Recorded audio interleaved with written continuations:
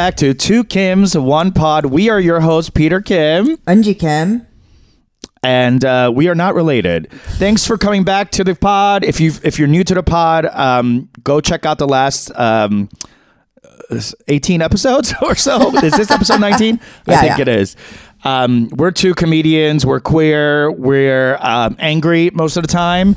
But today, I'm feeling good today. I'm feeling like a little peaceful, maybe a little tired from all this traveling. Yeah, you've been traveling a lot. I've been traveling a lot. Yeah. And I'm going to be traveling more. So I just wanted to quickly talk about a couple of things that I just did. Mm-hmm. First of all, happy Mother's Day. Thank you. Yeah. Not enough people.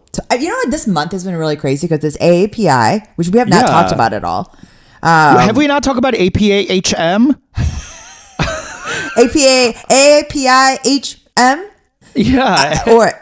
Or APA-HM? APAM? Can we agree? Happy APAM to you. Can we all agree on what we're calling it? Is it AAPI?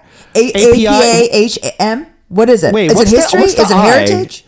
I feel like this is like LGBTQ. We're a little confused, and then people are like, "Oh, LGBTQ, RZ, LMNOP." Like people get stupid about that, and they're like, they think they're so fucking clever. No, what is it? AAPI is Asian American Pacific Islander. Correct. Right? So it should be AAPIHM, Heritage Month, or is it Asian Pacific American History? I don't know. There's too many letters. It's Asian shit. And it's a month for Asian shit. It's a month of Asian shit. Yeah. First of all, no one's really talking about it. Everyone's like sick of us, I feel. Shut up. No, seriously, like fucking Everything Everywhere All at Once. Mm-hmm. Minari, Parasite, American Born Chinese. I know, but it's been accumulation. I think people are just sick of us right now. They're like, stop it. Hold up. And then Florida just released they just signed a bill saying that they have to start teaching Asian American history. I mean, let me tell you, didn't love seeing DeSantis saying that stuff. I was like, ooh, this feels ugly. Like, I was not in Florida. Like, can we skip Florida? I don't want you knowing about us. And I don't think there are that many over there. In Florida? Yeah. No. That's why they initiated it, because there's 3 of them and they're like, whatever, we're not going to get much done. There's nothing to lose. And I mean, there's so much danger to it where it's this acknowledgement from the worst kind of white people. They're like, you're good. Yeah. And you should be studied. Yeah. And it's like I don't feel like you know the right Asian people. Like if you knew us, I don't think you would be promoting this day. I don't think you wouldn't even be governor. Yeah. Like it is bizarre. But yeah, this month has been heavy on shows for me because it's Mother's Day, it's AAPI, APH, APAN, API, APITA. Like, I've been part of a lot of these days that we're honoring Americans of all Asian persuasions. Mm-hmm. And so it's been a heavy month for me with that. And it's also it's Mental Health Awareness Month. And I'm very, very mentally ill. And I also and we are very aware. And it's also Jewish American Heritage Month. So it's just like all of them. Yes. So it's all of them. Jaham as well? Jaham. Happy Jaham. Thank you. Oh my God. May is your month. It is. Wow, all of your intersectional identities just coming together in 1 month, in a 31-day window. It kind of seems a little convenient. Yeah, I know. And then next month is June. So and then I got nothing. And it's just like... And then I got nothing. Starting July to December, you're not celebrated at all. Yeah. No one's ever celebrating me. Unless I force the issue with my birthday and I kind of make it my month. Oh, yes, you can do that. I don't know if you can. I'm 40. You're 41 this year. No one cares. No one. No one cares. People actively want me to stop celebrating birthdays. So yeah, it's sort of everything. So it's been a busy month of shows for you. Tell me how have they been going on average? If you average out all your shows, give me a 0 to 10. Pretty good. I would say that my show. I'm like finally hitting a stride with my set and being out there again. I am hitting a stride. I am also speaking to my people because of the shows that I'm doing.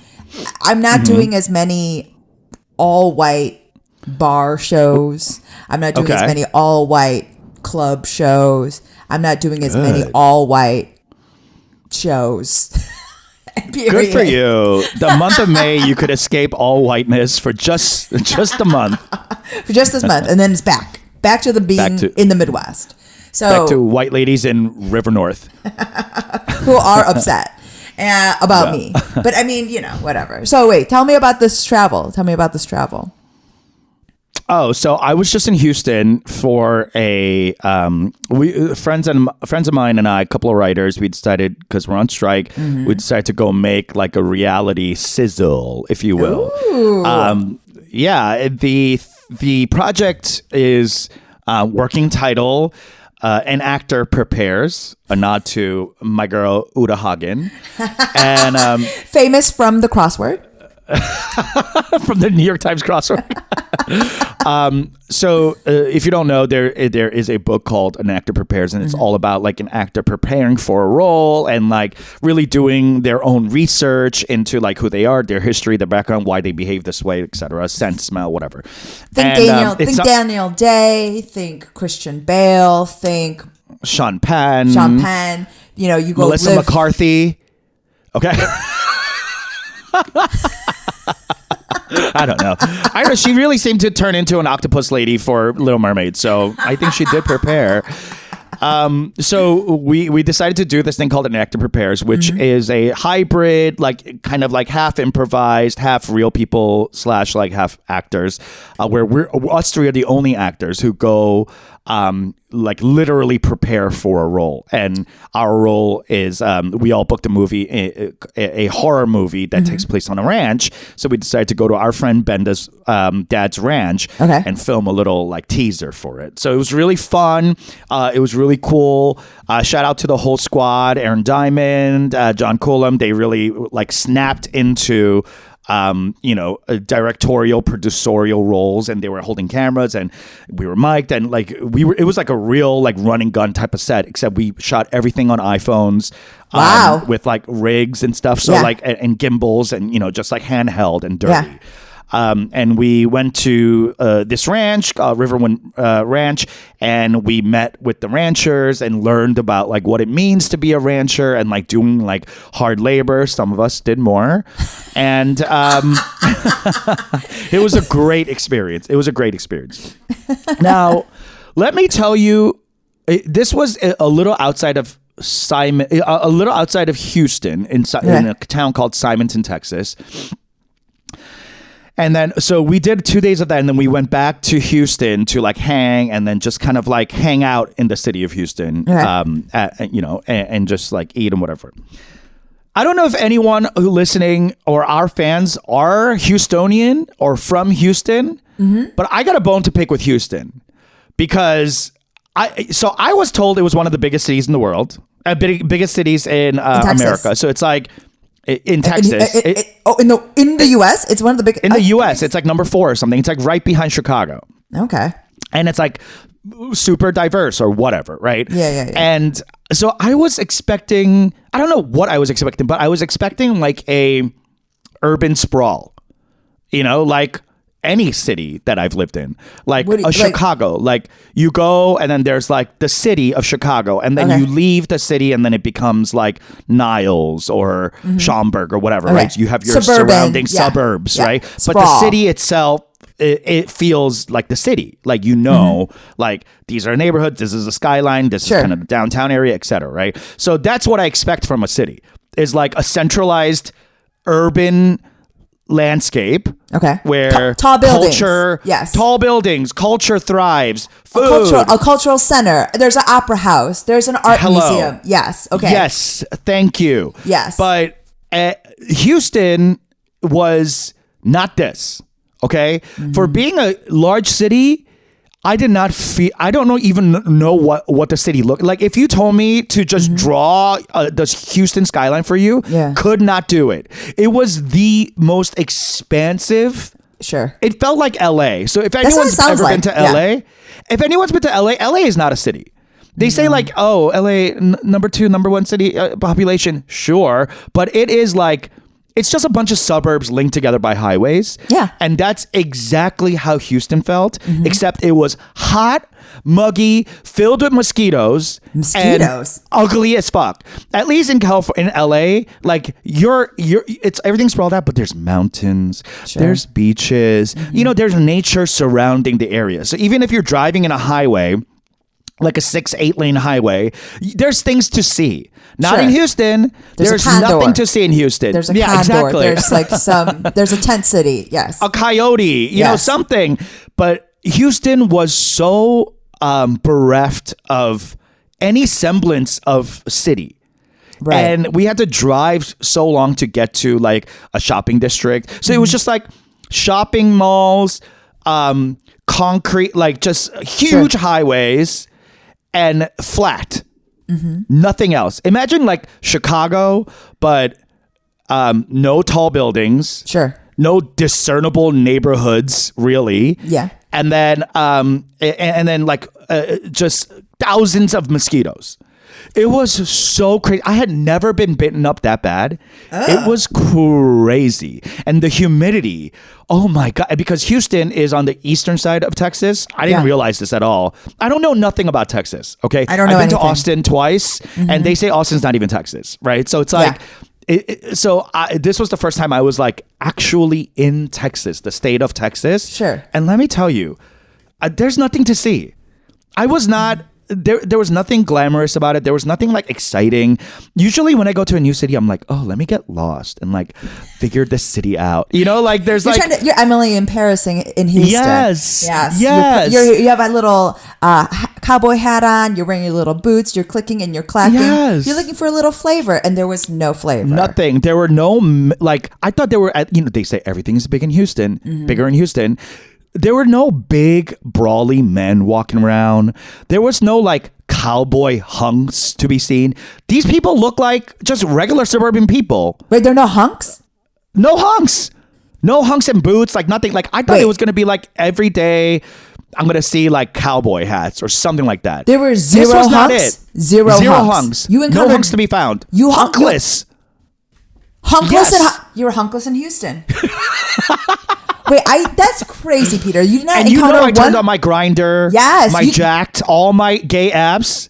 Honey, let me tell you, uggos to the max. Uggo. Everyone's an uggo. No one has their face on their profiles. Everyone's like DL, only their bodies. And like in LA, if they're your DL and you're showing a body, at least there's like musculature or like abs. Not in Houston.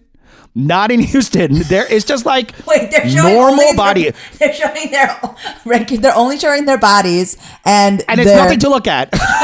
And trust me, my body's nothing to look at. That's why I have my face up there. Exactly. I'm not presenting my body to be like, ooh, you want some of these. No, this is a personality hire. Like, you are a personality hire. And that's why you have to put your personality first. That's wild. In the grand scheme of looks, I'm a diversity pick. Wait, it's great. So you're telling me that Houston is the UK of Texas? Is the I wish, because UK at least there's like a monarchy or a history or buildings to look at. Like, what about even the accent? Like a little bit of charm there? Not really an accent. Not really. On the ranch, sure. In the smaller rural areas, yes, there was the twang. It was charming. Yes. Yeah. Hey y'all. It is charming. Hey y'all. Yeah. Charming. Yes. I feel like I'm in like the Busan of Korea, of America. There's a little bit of like a come hither. There's like a closeness and intimacy to the informality of the language and of the accent. There's just something. Yes.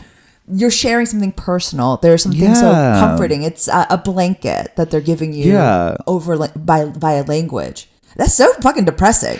It was depressing. Let me tell you. It sounds like Vegas a little bit. Like the sprawl. I wish it was. Oh, you mean like off the strip? Off the strip. Like Vegas minus the strip? Minus the strip. Like it's Let just me tell a you, bunch I've never seen Vegas minus the strip. I don't think I will, and I don't think I can.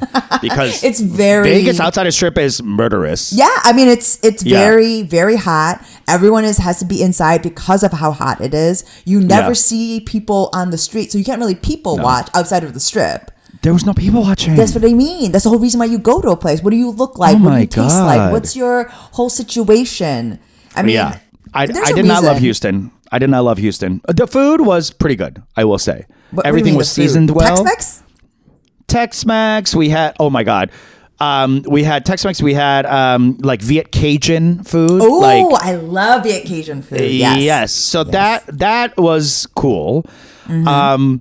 But I love, me, like whenever I go to a city, I love going to three things. Okay. Museums, a used bookstore, and vintage shopping. Yes. Those are the three things a must do for me when I travel. And we went vintage shopping, and I don't know what it is about Houston. And we were in like the bougie area in Montrose, where it's like, okay, I don't know, Kelly Rowland went to school in that area. Like, yeah, something like that. Right. So like we're there. And every single vintage shop we went to was flooded with t-shirts. And they were like $25 t-shirts. What was like on these t-shirts? Like a Coca-Cola sign. They're like vintage from 80s Coca-Cola shirt, $27. I'm like, are you fucking nuts? And I understand that like why you're selling t-shirts, because it's hot as fuck. So like there's not a lot of like, you don't want to be selling like sweatshirts or hoodies or anything that's like thicker than a t-shirt. Obviously you don't really want to wear around Houston, but it was so weird. Like every store was like had these like old t-shirts, and some of them had huge stains on them, grease stains, and it's like as is. And I'm like, who the hell's buying this? $27 before tax. A greasy t-shirt. They're selling a greasy t-shirt for $27 in like a bougie area of Houston. I did not understand Houston at all. Inflation is out of control. The inflation is out of control. This in this economy, absolutely not. Absolutely not. Stussy? Was it a Stussy? I wish. I wish it was a Stussy, or like a Massimo. A Massimo. Something like that. Not even. Oh, Echo Unlimited. Come on, Fat Farm. Yes! Give me a brand that I can relate to. Oh my gosh, that Fat Farm like logo, that cat. Yeah. Oh my god. Or the rhino from Echo. You know? Yes. There was nothing. It was like Nike t-shirts. Oh, also, have you ever heard of this brand called Antisocial Social Club? What? Right?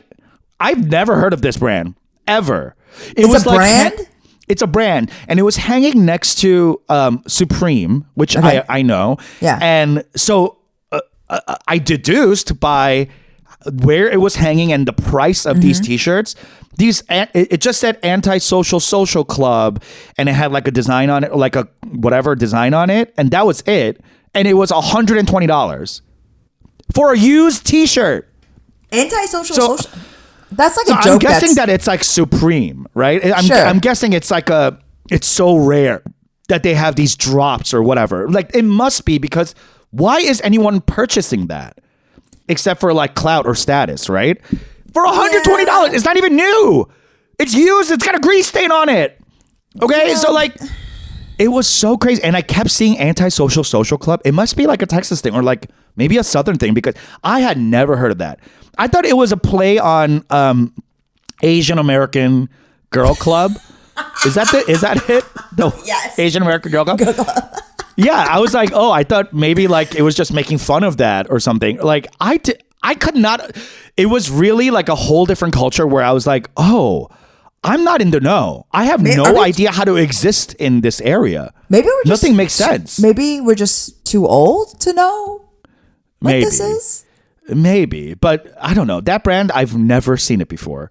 And they were selling it for so much money. ASSC. Never heard of it.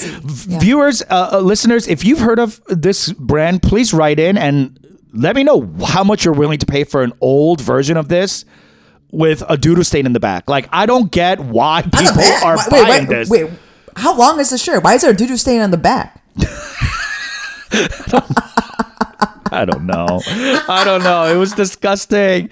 I did not enjoy Houston. I enjoyed being at my friend's parents' home and being hosted by them, and it was so fun to hang out. Incredible. Diamond sent me some pictures. It looked incredible. It was so cool. The artwork made me juicy. It made me wet. I was so interested in it. Artwork at this house? Yes. Oh, I mean, she has so much style and class. Impeccable taste. Yes. Impeccable. Yeah. Impeccable. The whole thing is like Norwegian, clean lines, very mid-century mod, paintings from like her godfather who painted all these. You know what I mean? Like, it's not even like, ooh, I have this Basquiat or whatever. Like they were, I love someone who showcases paintings and artwork of like family members. Oh, my godfather painted this, or like my sister painted this, something like that. Like the courage it takes to put up a painting that's not famous or whatever. Sure. Like it also means that there's someone in your family that is artistically talented like that. That's what and I that mean. made me really sad. Yeah. There's no one in my family. Yeah. There's not one person in my family that's artistic.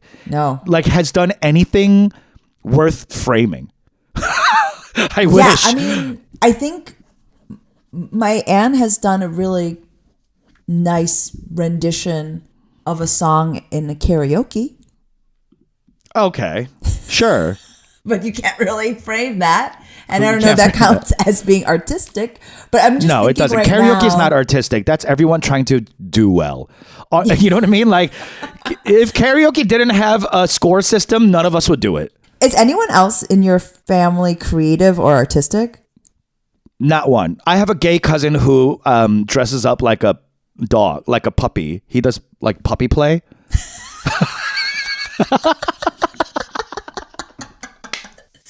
You know what I'm talking about? Yes, this kink. I know that kink. The pup kink. So that he does that. So that's creative. It's creative. Yeah, you got to put together your outfit. You got to be. Yeah, you got to choose what kind of tail that's attached to a butt plug that you stuff in your ass to walk around in these fairs. So yeah, that's ass creative. And he's a queer. You know what I mean? Yeah. Like. That's you have to be a homosexual to even get, close to creativity. And I'm not saying I'm the most creative person. Trust me, I can't draw for shit. If someone told me to draw like a picture of my own face or like you die, I would say like take me out right now. There's my drawings look like a psychopath. Like I have no like I have pictures in my head. Like I'm a very visual thinker, but I can't translate it to my hand. You know what I mean? I think that's why I write, because like when I see a picture, I'm good at describing it as opposed to like what is it, like translating it to paper with hand. I can't do. My hand doesn't work that way. You're being creative by right. I'm like in terms of drawing. I mean, I can like give visual? you a cube. I can give you a cube. I can shade the shit out of a cube. Yeah. I wouldn't feel confident about a sphere. I can give you a cone. You could. Yeah. I once drew my mother with a perm in crepa that is framed in my house. Oh, crepas! Oh my god, yeah. I used to use. What was it with Koreans and crepas?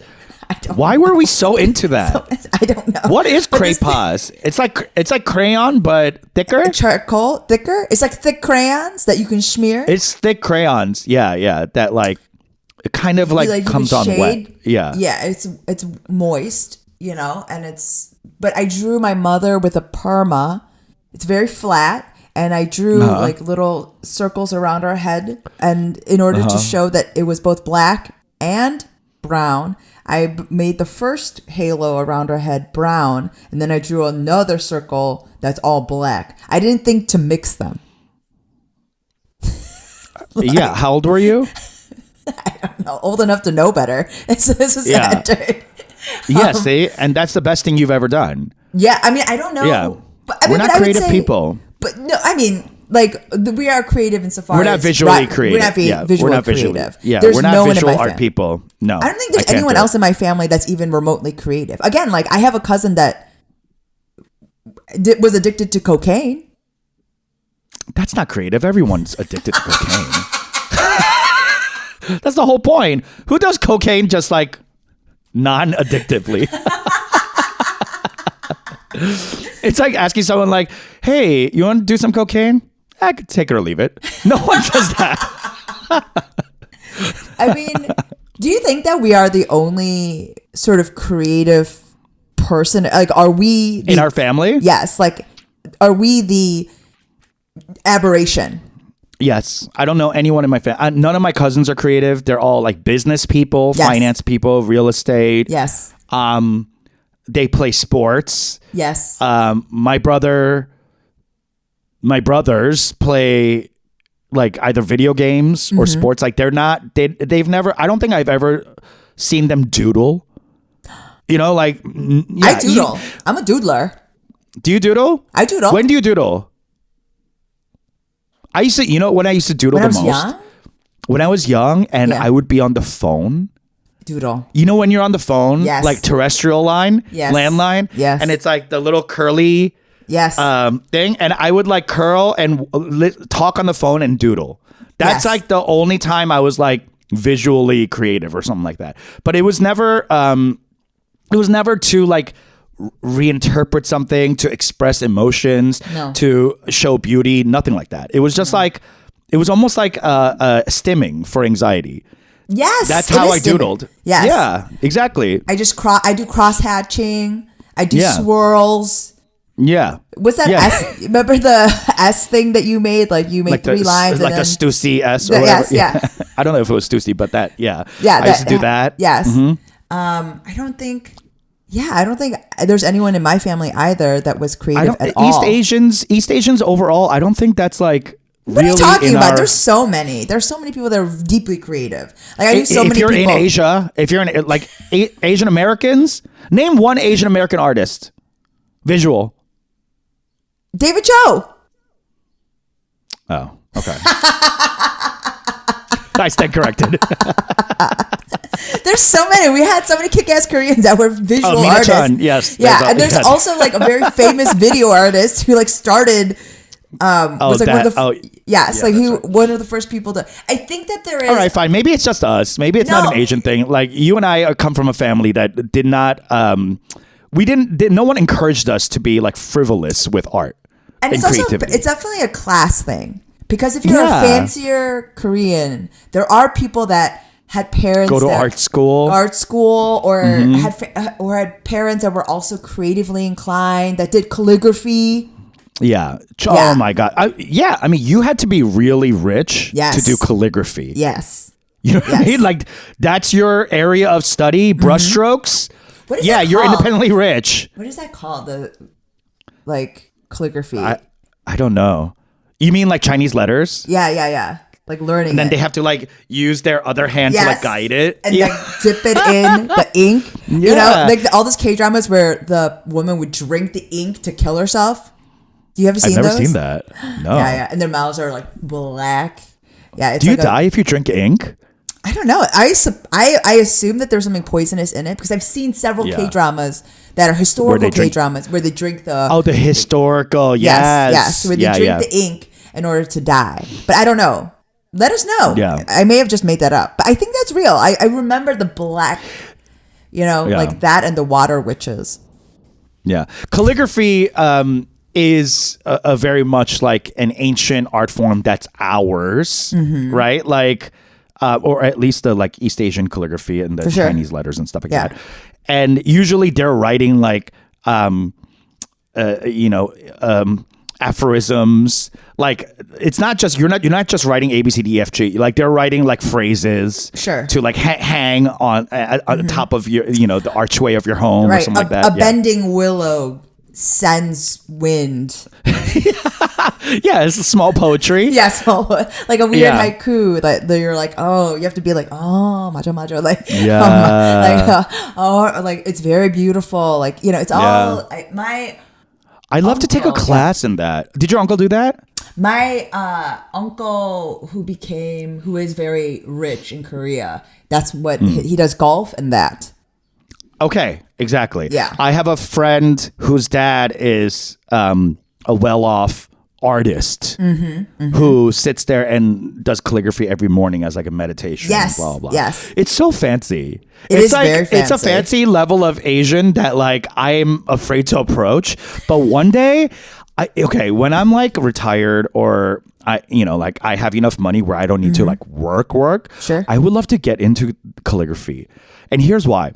Because my type of kimchi, the type of kim I am, Gwangsang kimchi, I did some research and we go back to like the king's philosophers. We were the guys writing, because like no one else in the kingdom knew how to read or write, So like it was the scholars, you're the Confucian scholars, the scholarly cast, yes. Especially the Confucian scholars. And we used to like, write down laws and shit like that. Whatever, So I would love to like tap back into my ancestry that way. Your ancestral kimchis, Yes. You're trying to get tap into that. Yeah. I mean, that's like, so you do come from sort of a fancy ancestral line. I do. Scholars. Yes. And literate people that yes gave that information to others. But let me tell you, not one person in my immediate family has I've ever seen them read a book.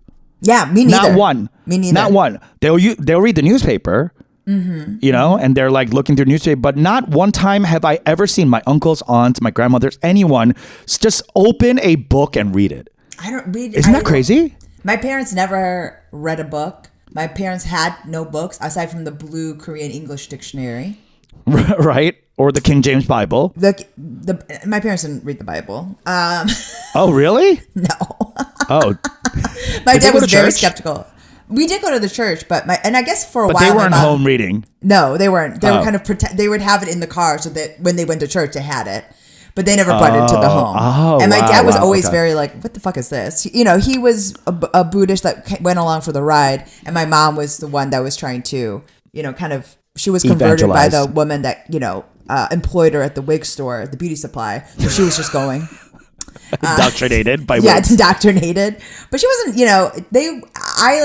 I was the one that was pushing for it. They had no real interest. They didn't want to read. They didn't want to study.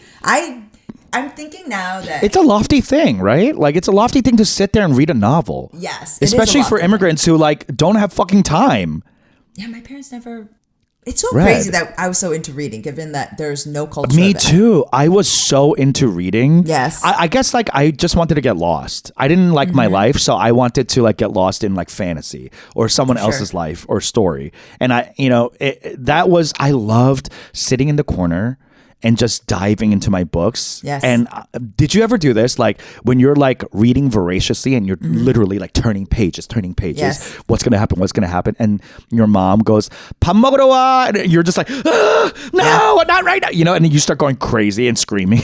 Yes. Because your line of the groove that you're in is being interrupted. And I remember being so fucking mad at my parents when they interrupted me when I was reading. I used to hide my books in the crevice between my bed and the wall, and they would be stacked up so I can just put them on top of one another, and I would just read like when I was supposed to be sleeping. And I used to have a touch lamp. Do you remember touch lamps? Yeah. Of course. And it was a very specific... The 3 levels. Touch, and then the 4th touch was off. And then it was a specific lamp. It had gray... like little light, it was like shingles on the lamp surrounding it. And I just remember when I would read, I'd have it on the lowest so they wouldn't. But then if I heard my mom coming, I'd go, boop, boop, boop, boop, boop. I had to, because it was just not one. I couldn't just turn it off. Because it goes up, it gets higher. Yeah, it gets higher and they have to go down. So I just like rapid, like, I thought, and I think it made me think that I would be really good at Jeopardy because you have to just like this, and also made me a very good masturbator. Oh, because you're tap tap tap tap tap. Like all this, like I don't know. I just think it was very That's informative. So but yeah, I mean, I was such an intense reader. I used to read in the shower. How? So I would hold it out, like oh my outside, God, and that is so funny. And so many of my books would be waterlogged. You couldn't miss a second. That's why you were like so involved. Well, because like you were saying, like so much of your life is you want to escape, and the mundane in your life. It's the equivalent of why people are addicted to their phone now, right? It's just a constant stimulation that you need. And I was just as equally as addicted to television, but I would just read very voraciously. And so many of my books are waterlogged. I remember the first time I moved in with my now husband, and he was just like, why are all these books wrinkled, ruined, and bloated, and crinkly? I was like, oh, there's, because I would read them in the shower, and he was just like, what the fuck is that? It was like, so funny. And the thing is, it's such a weird behavior that kind of disguises sort of a darker thing that's happening. But yeah, I was really into reading. I mean, my son is like this now too. He really gets upset if we have to pivot and like come down for dinner, and he really gets upset. And I forgot you were mentioning it. I'm like, right, I was the same way.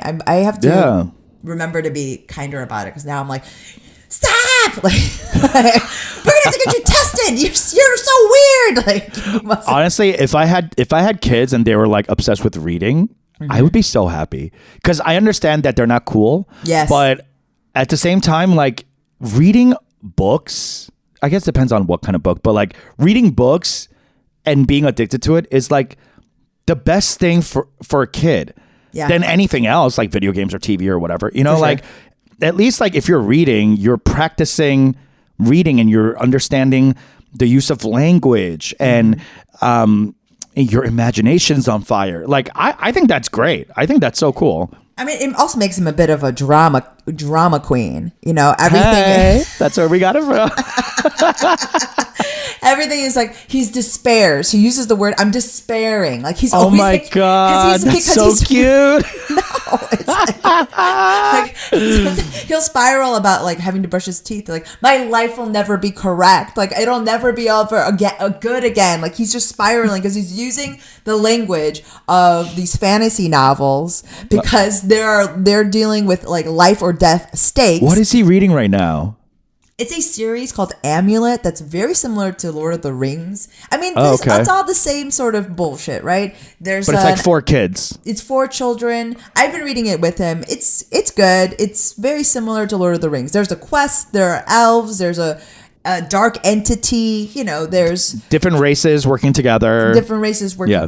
They're also at war with each other. Yeah, there's magic, there's history, there's wars, there's old wars. Yeah, I mean, I love it. So it's interesting, but also he's employing this hyperbolic language around very mundane things. Yeah. And, that's why when we brought home my daughter, the first thing he whispered to her was, I love you. I will never betray you.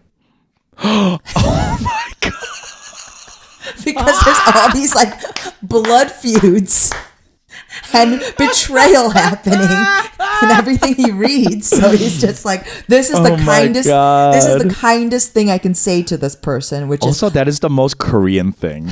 Exactly. Just the idea of like, I'm so loyal and you'll never ever face betrayal, not from me. I, your brother, pledge my allegiance to you. Yeah. I bend down and kneel down in fealty. Soon, like in a couple of years, he's going to start using words around you that you're going to be like, hey! And then like, you're going to have to go turn around and look it up.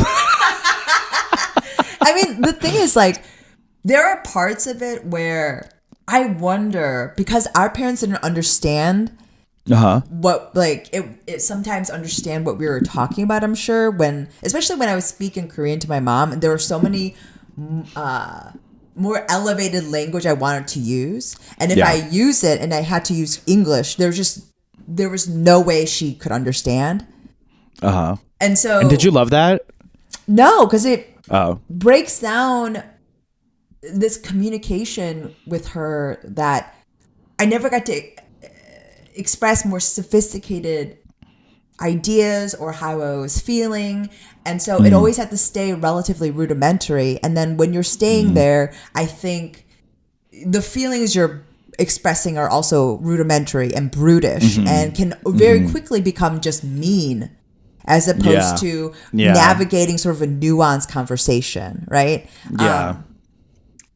So it was Mother's Day, right? And my mom came over and we were, celebrating her, not me because it's her day and it's fine. But there's this, because even with my husband now, she's trying to, she really wants to be very close to both of us, and we spend so much time together, but because I can't express everything in a sort of elevated way, even though everything we're talking about is very mature, she gets really frustrated because sometimes we're not laughing at her, but sometimes what she's expressing is so comically over the top. Okay. She's, and it's like, for example, because it's very Korean, right? Like it's, I can't, my body is never going to, everything hurts. Everything is, I can't believe this. Everyone is so impressed with the fact that I can even care for you guys. Everyone feels sorry for me. Like, the Korean phrases I'm talking about, right? Like people are always surprised that I'm even over here and helping you. Everyone is. God, it was Martyrs Day. Yes.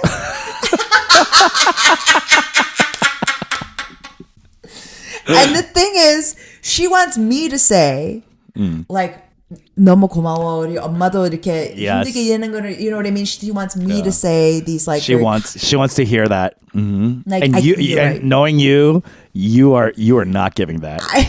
You are abstaining.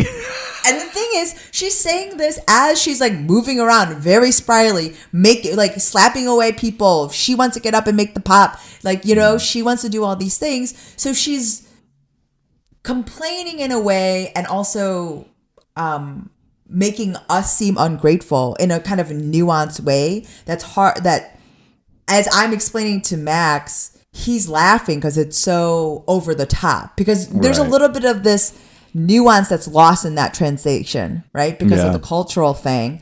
And he's just like laughing because it's so ridiculous. Yeah. Like, that's funny. From a woman that is clearly of sound body and mind. Mm-hmm.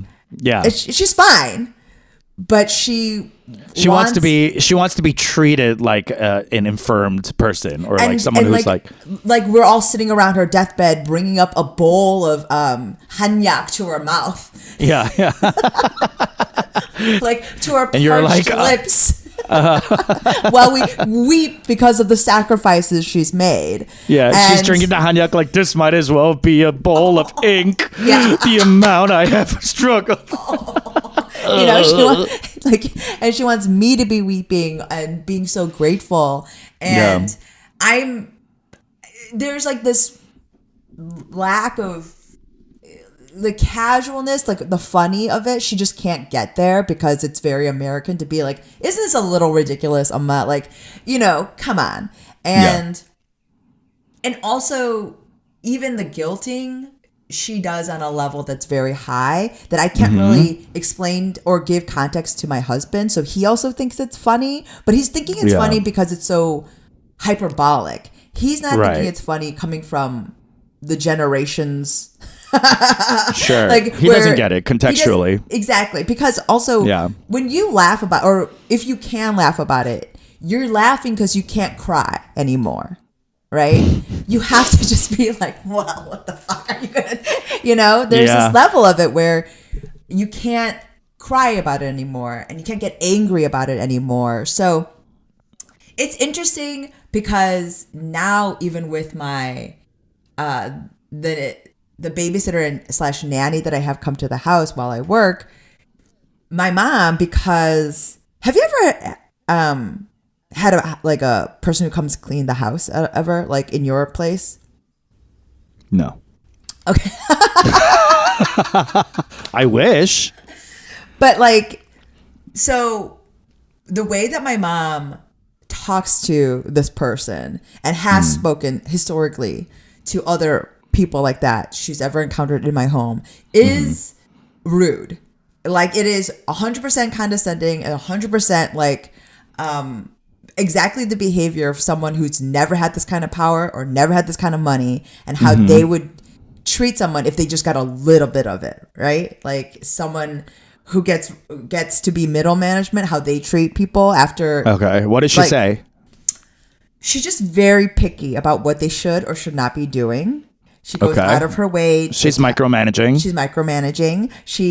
Does she ever say thank you or please? Absolutely not. Never. And she is very dismissive of anything that they're doing. Mm-hmm. And it's funny to see this person get like a whiff of what it's like to be of status. Yes. Yeah. No. Like the nanny and babysitter, she was just like, the nanny. Okay. Yeah. She was like, she kind of told me to tell you that my daughter has a little bit of eczema and that we need to be doing something about it. And so she told my nanny about it and then told her to tell me. And I looked at the nanny and I was like, oh, she's already told me.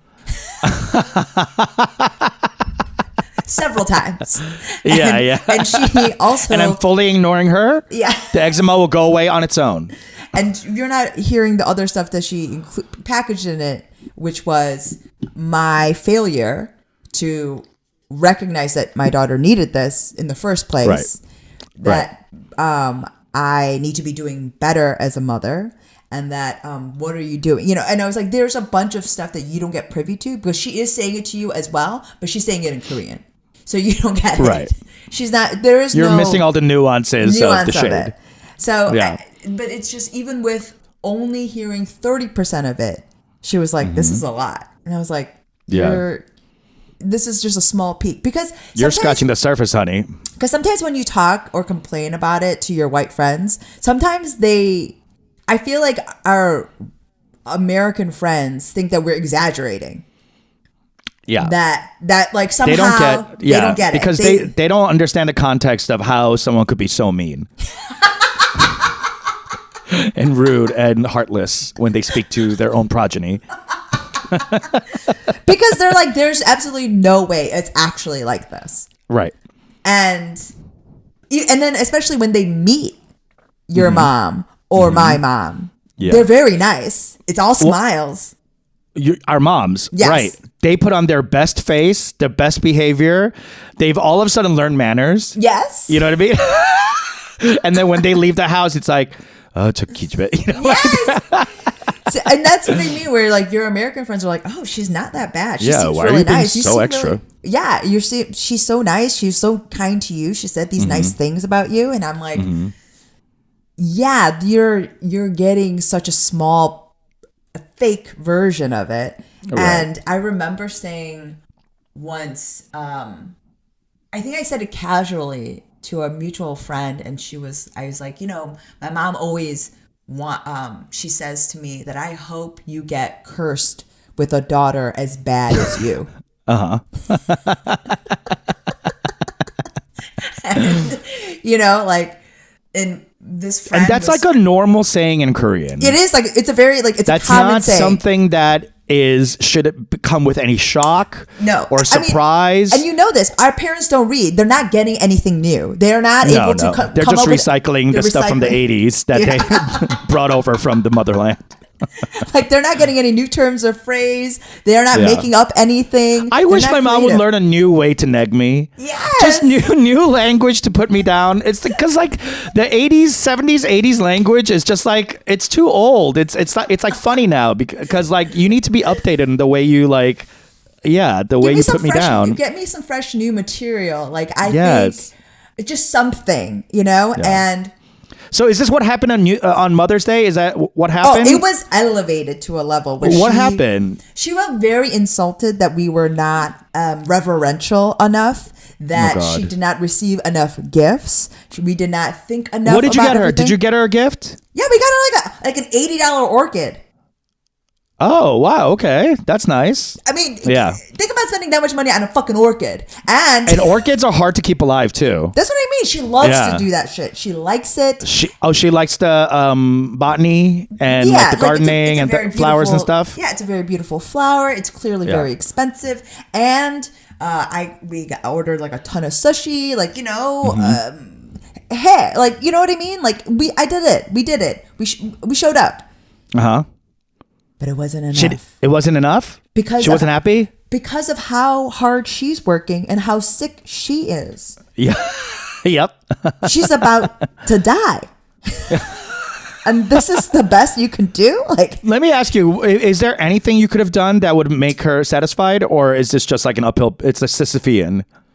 Peter, do you think there's anything you could do to make your mom say something without saying something backhanded? Negative? Yeah. No. That's what I mean. There isn't. That's what I mean. Like, there's no way. You're losing anyway. The fact that she's alive and near you, you lost. You're not going to win. Even when she passes, you're gonna lose, because there's gonna be that specter hanging over you always. You can't. The karmic cycle continues. Like, as she slips away, she's just like, just know that I'm still disappointed. Yeah. If my mom's in the hospital, she would be like, oh wow, it could have been a nicer bed. It's just this. It's just interesting now to have, as I get older and as we're having more mature conversations, I am thinking that I'd like to learn a more sophisticated type of Korean, so that I can express to her. I was thinking exactly that while you were telling me the story, because I think, because she doesn't understand your English, yes, and you don't understand her Korean, you're stuck in this kind of remedial way of communicating with each other. Yes. Right? I'm lucky enough to know Korean enough, yes, where I can kind of go there with my mom. Yes. I can say how this is what you say, and that makes me feel blank. You know what I mean? That is a more sophisticated way of a first generation talking to their immigrant parents. Like, it's because that's not a language we understand or know or able to like replicate or study. So you have to be able to talk in these kind of layered ways. Yes. That's not just like mother-daughter, which means that you have to figure out a sense of intimacy where you are equals or friends or something like that, where it's like not 친구, but like cohort, not mother-daughter, where there's this like unscalable wall between you two, because everything in Korea is about like patriarchal or like status driven. You know what I mean? Like, everything has to be like, you're older, I'm younger, this is the space that is between us. You have to be able to knock that down with language, and that is so hard. It's impossible unless you both learn the same language. Yes, like literally, because even if we were to share the same language, I think we'd still have difficulty. Sure, but at least like she gets what you're saying. Yes. You know what I mean? She might not like accept the premise that she's hurting your feelings, but she understands that you have feelings. Feelings? And they can be hurt. She might be like, I didn't do that. That's on you. Those are your feelings. Only you could hurt your own feelings. I mean, literally that was our most recent our most recent big fight was that. She was like, your feelings don't matter. She's literally like, you're telling me about your feelings. And she's like, what does that have to do with me? Yeah. No, she's like, you're still not listening to me. So even if we were to bridge, and I came to her with Google translated fucking no, not Google Translate. No, that'll take all the nuance out of it. No, but even then, I was trying. I dumbed it down. I sotoried it up. I revamped it. Yeah, and it was still so fraught. It was still so impenetrable. And so I didn't feel encouraged to try again. Okay. And then after Mother's Day this past week, I feel even less so. Both of us are very close to just giving up. You know, like we're both just like, this is. But kudos for trying. Kudos to you for trying, because like you're at an age where you could give up right now. You could give up and you don't ever have to look back, because you have kids of your own, so you could just focus on them and not worry about your mom. But I think that's admirable of you to even try. To like add that saturi in so that she feels comfortable receiving it. I think that's really cool. And so what happened with you for Mother's Day? What did Max or your kids do for you? Or how did they celebrate you? Shut up. Are you serious? They didn't do anything? They didn't You're really a mother do of two. They really didn't do anything, and which is fine. But No, it's not fine. What the fuck? Why is that happening? I specifically wanted. You said no? I said because I've been doing so many shows. So okay, I've been so many shows. That's good for you. That's what I mean. Like I'm doing so many shows. That's what I prefer to do with like any sort of freedom or gift of time that I'm receiving. Like my husband is doing a lion's share of the child rearing. Okay. Yeah, like in the hours between like 6 and 9 while I'm going to do shows. And also all I want, and I'm going to do that next week, is go to King Spa.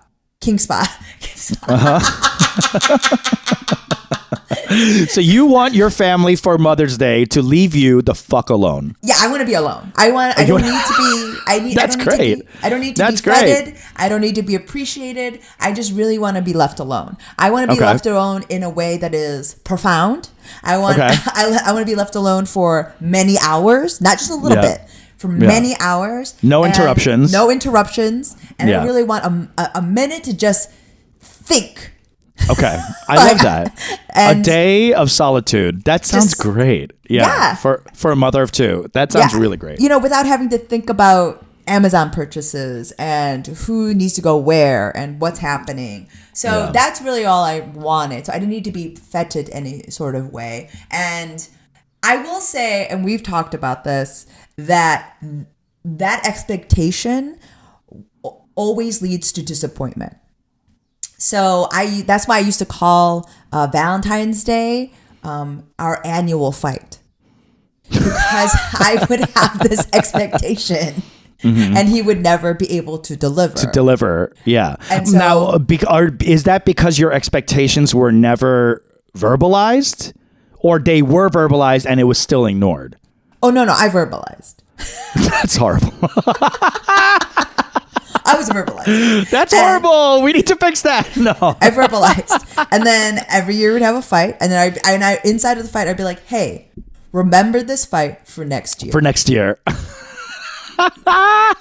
And so I just changed my expectation. That is true. If you don't want to be upset, you have to lower your expectations. And I didn't even. It's really. I didn't lower my expectation. I just changed it. I got rid of. You got rid of it. Yeah. And so and now it's kind of fixed it. And I don't. And also, like, you know this, your expectation and your desire for that sort of fetting changes with time. Like, do you need a lot of a hullabaloo over these things? No. It's nice, but it's not. You'd rather have like a more intimate thing that you guys both collaborate on. And I just want to know that I was thought of. Yes.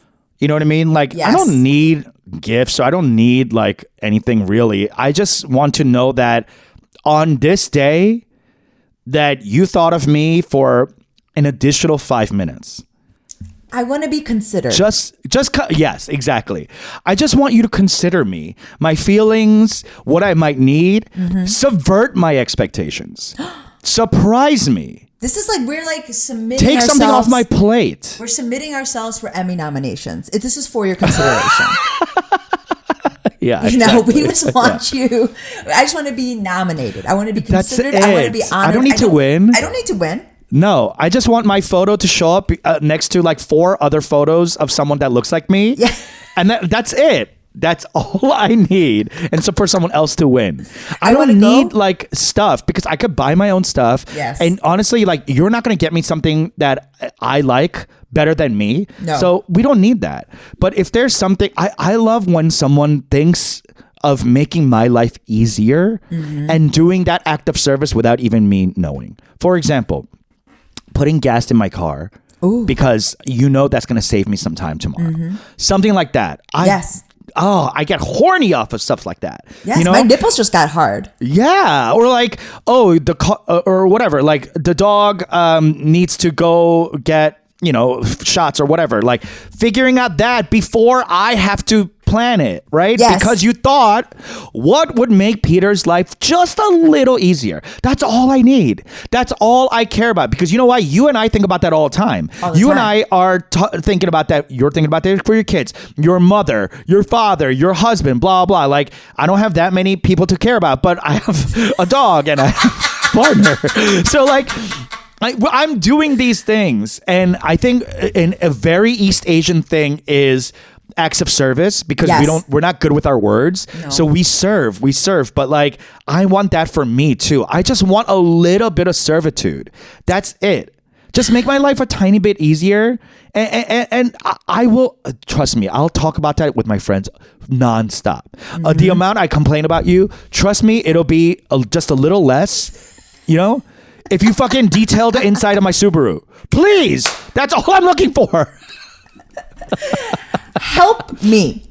Help me. Just help me a little.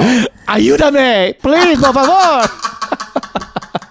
You know, it's funny that as we're saying this, I'm realizing that's kind of what my mom is looking for too. Exactly.